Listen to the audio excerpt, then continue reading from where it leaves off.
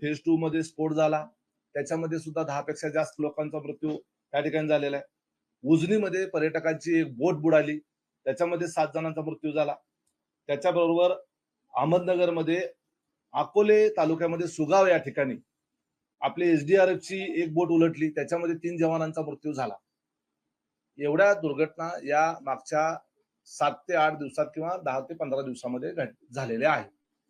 या सगळ्या दुर्घटनांच्या संदर्भामध्ये अंजली दमानिया कुठेही संवेदनशील असल्याचं दिसत नाही. या दुर्घटनांच्या संदर्भानं कुठलाही प्रश्न निश्चितपणे त्यांना राज्य सरकारला, यंत्रणेला, पोलीस प्रशासनाला, जिल्हाधिकाऱ्यांना, राज्याच्या प्रमुखांना प्रश्न विचारण्याचा अधिकार आहे. नागरिक म्हणून तो आपल्या राज्यातल्या प्रत्येकाला तो अधिकार आहे. शेवटी मृत्यू हा मृत्यू आहे.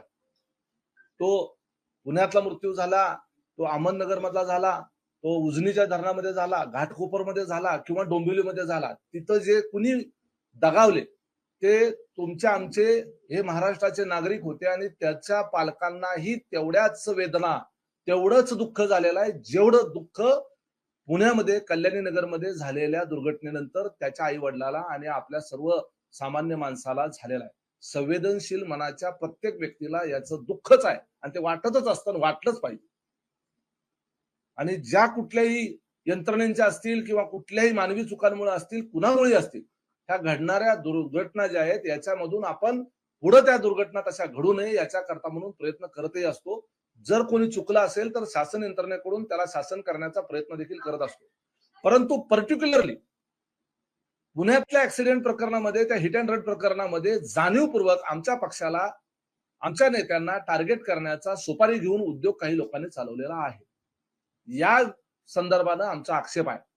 म्हणून अंजली दमानिया यांचा बोलवता धनी कोण आहे हे शोधण्याची गरज आहे. म्हणून माझी मागणी आमच्या पक्षाच्या वतीनं राज्य सरकारकडे असेल की अंजली दमानिया यांचीच नार्को टेस्ट करा, अंजली दमानिया यांचं कॉल रेकॉर्ड तपासा, म्हणजे त्या बोलवत्या धनी त्याचा कोण आहे हे त्यातून लक्षात येईल.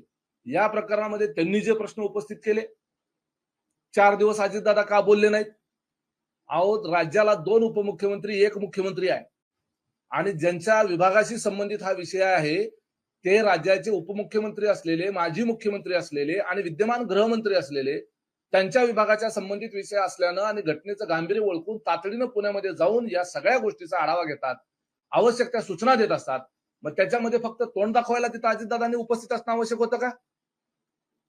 त्याच वेळेला, त्याच दिवशी राज्यामध्ये असलेल्या प्रचंड दुष्काळाच्या पार्श्वभूमीवर आणि पाणी टंचाईच्या पार्श्वभूमीवर आचारसंहिता असल्यामुळं कुणालाही पत्रकारांना न सांगता केवळ फक्त अधिकाऱ्यांच्या उपस्थितीमध्ये अजितदादा इथं मंत्रालयामध्ये बसून बैठक घेत होते. मतदान संपल्यानंतर अनेक उमेदवारांसकट अनेक लोक काश्मीर पासून कन्याकुमारी पर्यंत आणि संपूर्ण जगभरामध्ये विश्राम घेण्यासाठी म्हणा किंवा श्रमपरिहार करण्यासाठी जगभर जात असताना मतदान संपल्याच्या दुसऱ्या दिवशी अजित पवार मंत्रालयामध्ये सकाळी 8 वाजता येऊन त्यांचं काम करत होते. आणि अंजली दमानिया म्हणतात की अजितदादा रोज सकाळी उठून लवकर कामाला लागतात, कामाला लागण्याचा आव आणतात. अहो, तुमच्यासारखा समाजसेवेचा आव ते आणत नाहीये. 35 वर्ष झाला हा महाराष्ट्र पाहतोय अजितदादांना की सकाळी 6 वाजता उठून लोकांच्या कामाच्या करता ते उपलब्ध असतात. म्हणून लाखो मतांनी लोक त्यांना निवडून देतात. आपल्याला कोणी निवडून दिलंय हो? आपल्याला कुठे ग्रामपंचायतीला तरी आपण निवडून आलेला आहात का? जनसमर्थन आपल्याला किती आहे? आपण एखादी निवडणूक लढवून तुमच्या पाठीशी लोक किती आहेत हे का तपासत नाही?